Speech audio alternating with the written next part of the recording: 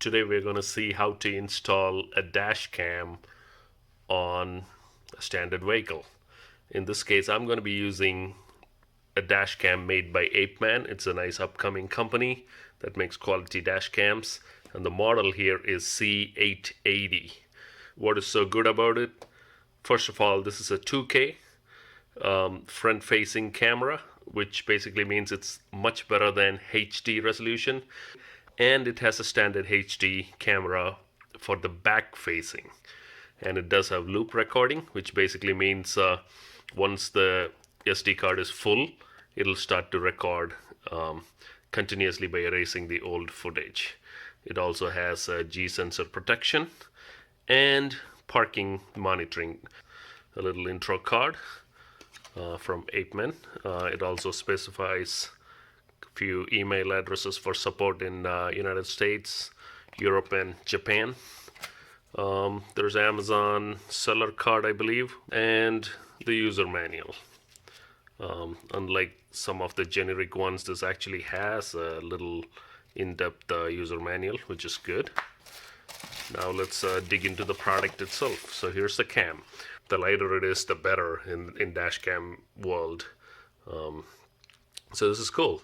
So here's the 2K camera, and here's the HD camera. Normally this is what you'll see on all the regular dash cams on the front, but we have a much better camera on the front. So there's a screen up here, there's a power button, and 3 other buttons that are purpose built. So we'll see how this works. We also have an accessory box. Alright, so this is all the contents from the accessory box. To start with, power supply. One really good thing about this, goes directly into the cigarette lighter, and it also has a USB output here, which means you don't have to sacrifice your cigarette lighter output just for this. You can plug in your phone in here as well. On the other hand, this is a cool thing. First time I'm seeing a USB-C connector as a power input. Output 5 volts at 0.6 amps and output 5 volts at 1.5 amps on the USB side. So I believe the 0.6 amp is for the dash cam and 1.5 amps for the USB charger. Suction cup for the windshield. They even give you a USB-C cable if you directly want to power the camera with the USB-C connection from a USB outlet. There is a nice tool, a little tool. I believe this is for the reset button. So in the camera you do see where the suction cup mount goes. Then there is a spot where you can plug in the optional GPS. There you go. Tight fit. And that's it. That's all it takes. Next up, before we power on the dash cam, let's pop in a SD card here. Alright, so the card is in. Time to power up and test it. A white LED comes on to indicate that it is receiving power, and it's on. So the first thing it's asking is if we have to format the card. It formats the card, and here we are. We are good to go. That's it. No more big setups. And you can see the blue light blinking, which means it's recording. And after a minute or so, after 30 seconds or so, the video just turns off by itself, but it still records continuously. And it also has the loop recording where it overwrites the old footage, so there's always room for recording. So everything is pretty cool. Takes the inside and the outside at the same time. Okay, once we install the camera and check if it's working, which it does, let's route the wire. So what I'm gonna do is, I'm gonna make this tight, put some zippy tie right in there, and then I'm gonna come up using that black thing as the background, put a little tape, and then that's a little hard to show here with one hand, but using this tool, tuck this under the headliner just like that. Okay, and you can use the fingers as well, but it'll start paining after a while. So use the given tool, tuck it all the way around, and as you can see, I pull the A-pillar plastic out Just be aware there's an airbag in there, so make sure you route the wire behind the airbag so it doesn't interfere with the operations of the airbag. And you run it along here and come back down, and using further take this panel off. Every car it'll differ, but basically run it down under here so it comes under here, and at some point right around here come out, and then you can plug it in, or better, you can hardwire it using one of the fuses. There are fuse adapters that are available. Just check a fuse that has a ACC, which means when the car is on it comes on, and when the car is off it doesn't. So just have to check which one has that voltage, and then you can have an adapter that comes out of this and then hook this up to that. That's another option to have a clean install as well.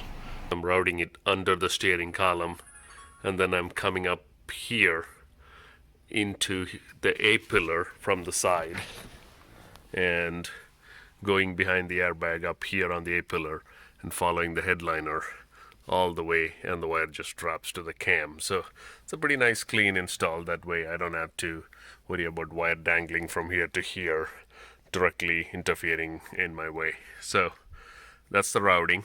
Another best part is everything is recorded on that micro SD card, so it's all local. There's no syncing to the phone, there's no automatic cloud backup and all that security vulnerabilities we need to worry about. It's in that SD card, and your privacy is safe inside that SD card, and it's a very local recording, which I like personally for a privacy reason. Just going around the Costco parking lot here. So it's basically super easy to use out of the box, which I really like, the fact that it's recording the front, it's recording what's going on in the cabin, and you can kind of sneak peek a little bit if your car has enough visibility on the back, what's going on behind your car as well with the 2-camera setup. The visibility today is pretty bad, but still you can see how the picture quality is. You can probably read that license plate for the car up ahead. Testing the video quality on this dash cam. As you can see, it's a nice bright sunny day. The sun is directly on the camera. The video seems to be decent. Try to get a sense of how this camera quality is. The goal is to see if you can read a license plate, Now you can see these 2 cars up front. I can't even read the license plate on the car up front here, but as I go closer, seems to be a little clear. So there you go. If you can read the license plate, I feel like that's enough resolution for any dash cam.